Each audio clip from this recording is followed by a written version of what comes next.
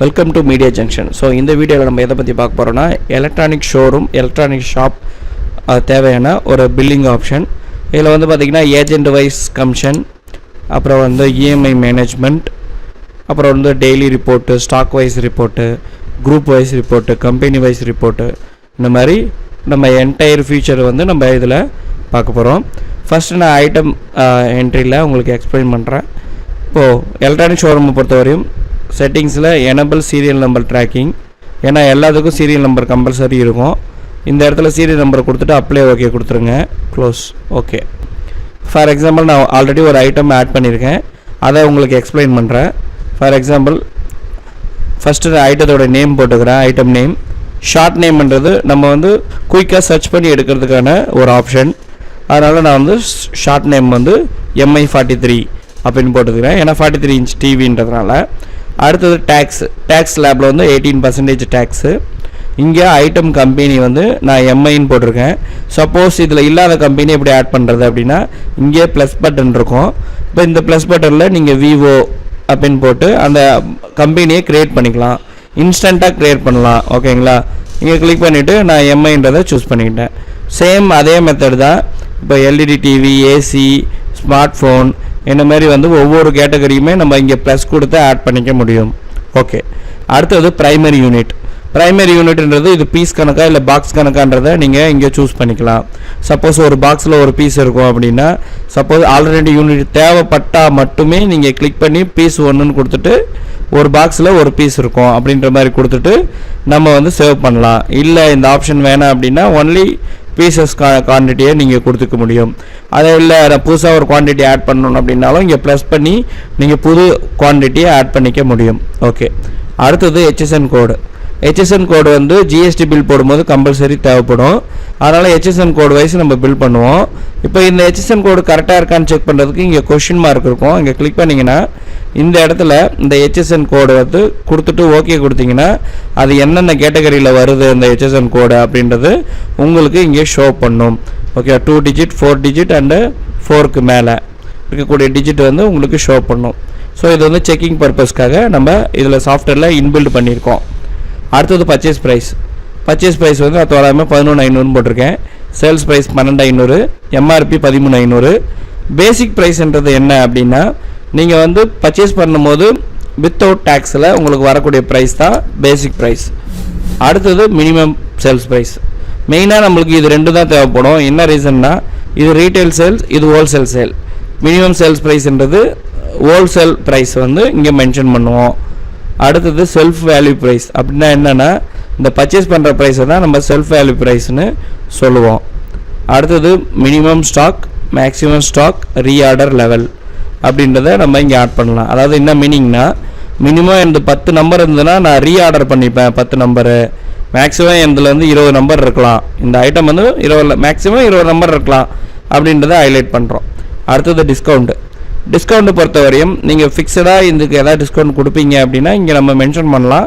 என்னென்னா நம்ம பில் பண்ணும்போது கூட நம்ம அதை ஆட் பண்ணிக்கலாம். அடுத்தது ஐட்டம் லொக்கேஷன்.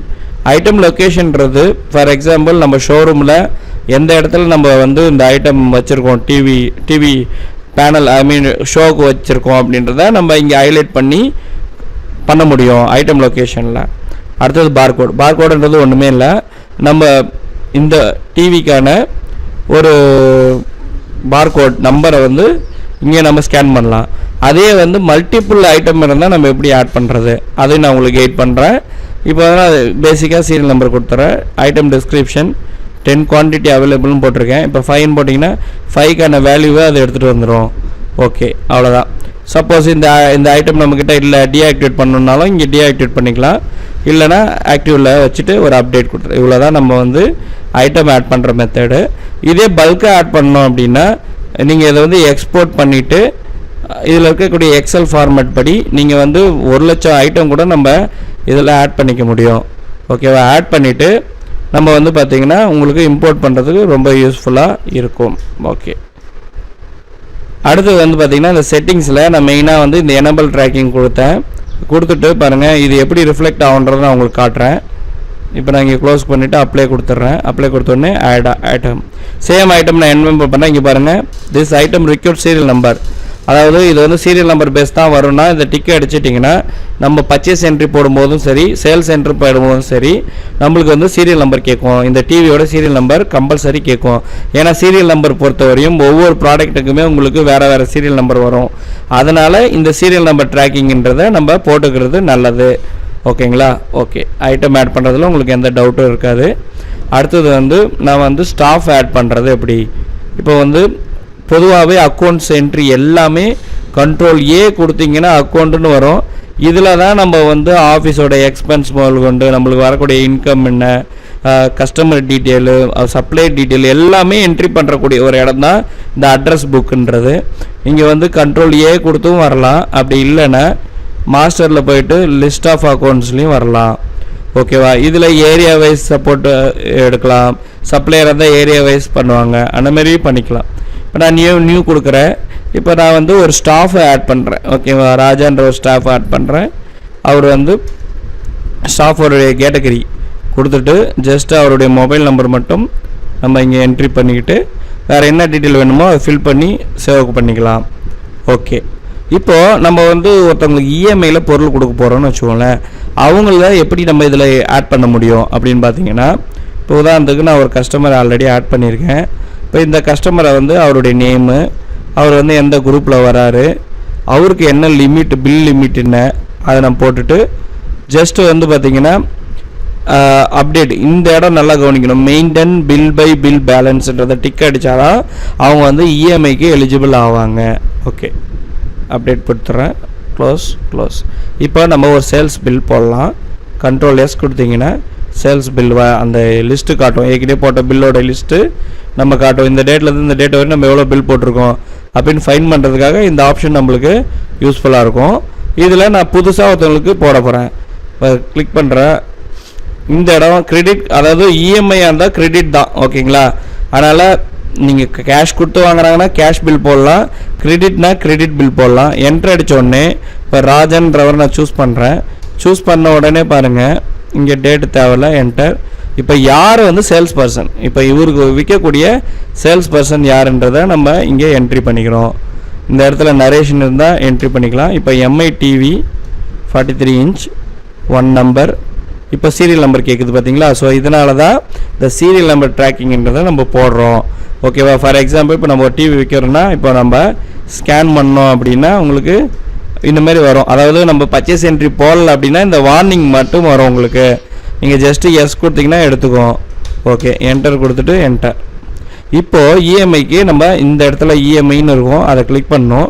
கிளிக் பண்ணி ஒரு என்டர் அடிக்கிறேன். எத்தனை இன்ஸ்டால்மெண்ட்டு, இப்போ 24 இன்ஸ்டால்மெண்ட்னா 24, இல்லை 12னா 12 கொடுத்துட்டு ஃபஸ்ட்டு டவுன் பேமெண்ட் எவ்வளோ கொடுக்குறாரு. இப்போ உதாரணத்துக்கு டவுன் பேமெண்ட்டு ஒரு 3500 கொடுக்குறாருன்னா அதுக்கேற்ற மாதிரி உங்களுக்கு இஎம்ஐ வரும். இப்போ 5000 கொடுத்தாருன்னா அதுக்கேற்ற மாதிரி இஎம்ஐ வரும். ஓகேங்களா? கொடுத்துட்டு என்டர். இந்த இடத்துல கவனிக்கணும், இது வந்து சீக்வன்ஸ்னால் என்னென்னா மாதமாக டெய்லியான்னு கேட்கும். டெய்லினா நீங்கள் டெய்லி கொடுக்கலாம், மாதம்னா மந்த்து கொடுக்கலாம். மேக்ஸிமம் மந்த்து தான் வரும். 1 மந்த்துக்கு ஒன்ஸு நம்ம வந்து டியூ வாங்குவோன்றது கணக்கு.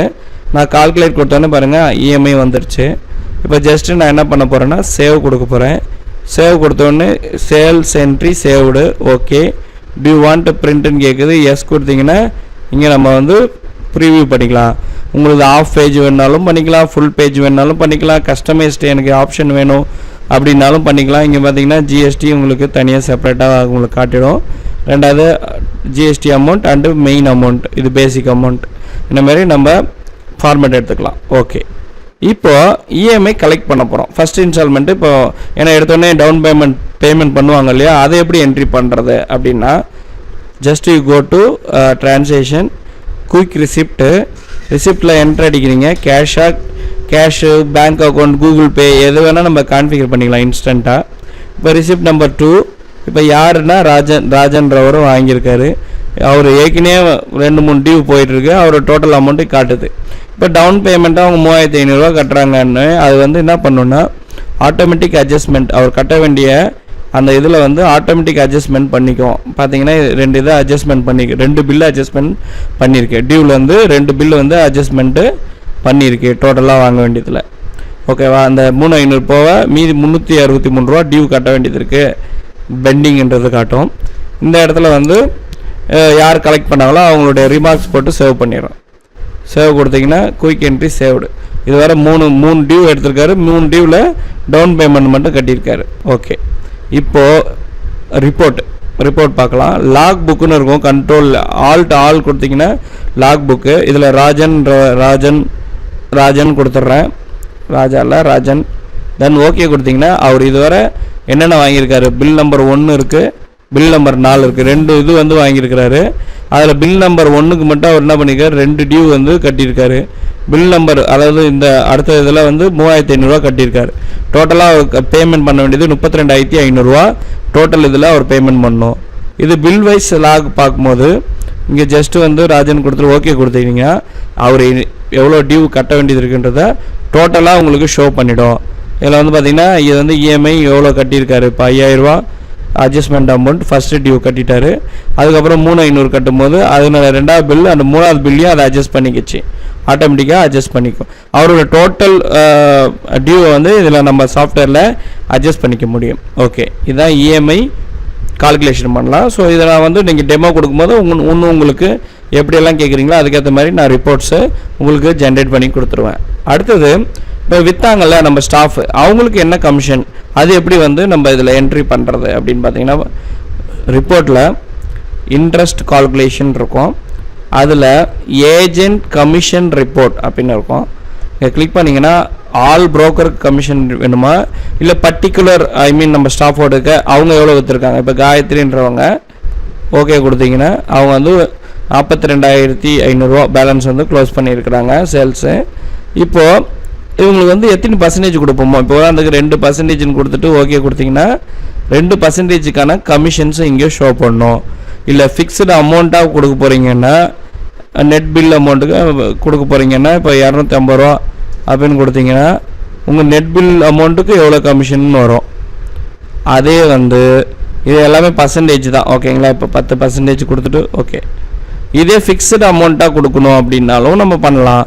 பர் பீஸுக்கு வந்து எனக்கு 250 அப்படின்னு கொடுத்தாலும் 250 கமிஷன். இது வந்து ஒட்டுமொத்த கமிஷனாக ஃபைனல் 1 மந்த்துக்கான எவ்வளோ சேல்ஸ் ஏஜென்ட் பண்ணியிருக்காங்க அவங்களுக்கான கமிஷன் எப்படி கொடுக்குறதுன்றது தான் இந்த ஆப்ஷன். ஓகே, பார்த்தீங்கன்னா 250. இப்போ ராஜான்றவருக்கும் 250. இல்லை பீஸ் கணக்கு பர்சன்டேஜ் 5%னா 5%க்கான அவர் எவ்வளோ விற்றுருக்காரு அதுக்கான பர்சன்டேஜுக்கான உங்களுக்கு வந்து பெனிஃபிட் வந்து நம்ம சேல்ஸ் பர்சனுக்கு இன்சென்டிவாக கிடைச்சிரும்.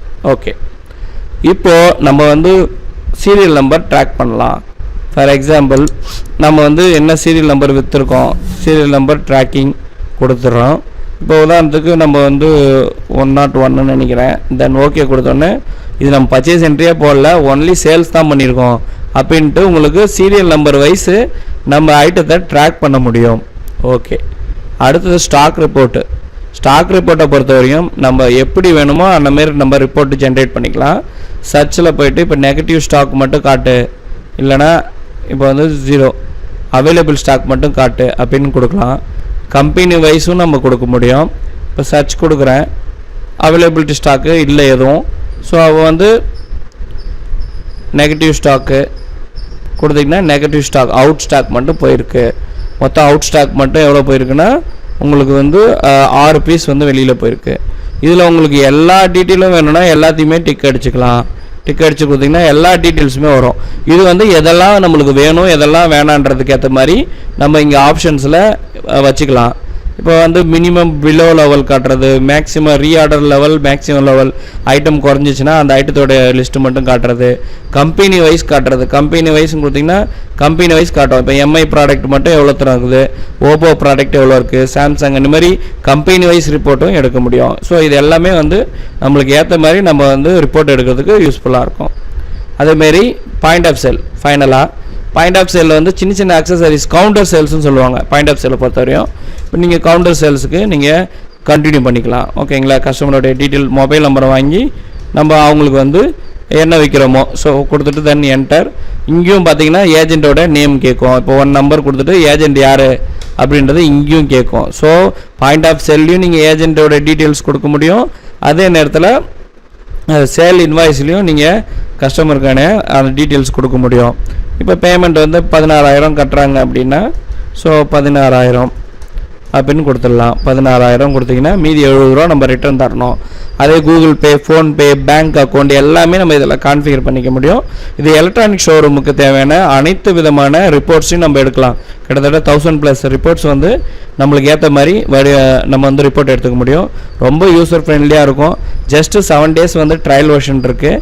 நீங்கள் ட்ரையல் வெர்ஷன் யூஸ் பண்ணி பார்க்கும்போது நீங்கள் எல்லா டவுட்டுமே கிளியர் பண்ணிக்கலாம். அதுக்கப்புறம் உங்களுக்கு பிடிச்சிருந்தா லைசன்ஸ் உடனே பை பண்ணிக்கலாம். இது வந்து ஒரு சாதாரண எலக்ட்ரிக்கல் ஷாப்லேருந்து எலக்ட்ரானிக் ஷாப்லேருந்து ஷோரூம் மாதிரி மெயின்டைன் பண்ணுறதுக்கு இந்த சாஃப்ட்வேர் ரொம்ப யூஸ்ஃபுல்லாக இருக்கும். அது மட்டும் கிடையாது, மல்டிபிள் கம்பெனியும் நம்ம க்ரியேட் பண்ணிக்க முடியும். பார்த்தீங்கன்னா இப்போ நீங்கள் ஒரே ஒன் ஷாட்லேயே வந்து பார்த்தீங்கன்னா இதை பாருங்கள், எவ்வளோ கம்பெனியை நம்ம வந்து க்ரியேட் பண்ணிக்க முடியும். ஸோ டேலி, பிசிவின் இந்த மாதிரி பார்த்தீங்கன்னா அந்தந்த கம்பெனியில் மல்டிபிள் கம்பெனி க்ரியேட் பண்ணி ஒர்க் பண்ணுவாங்க. அதே ஆப்ஷன் இந்த நம்ம சாஃப்ட்வேர்லேயும் நீங்கள் மல்டிபிள் அக்கௌண்ட்ஸை ஒரே இதில் சாஃப்ட்வேர்லேயும் நீங்கள் மெயின்டைன் பண்ணிக்க முடியும்.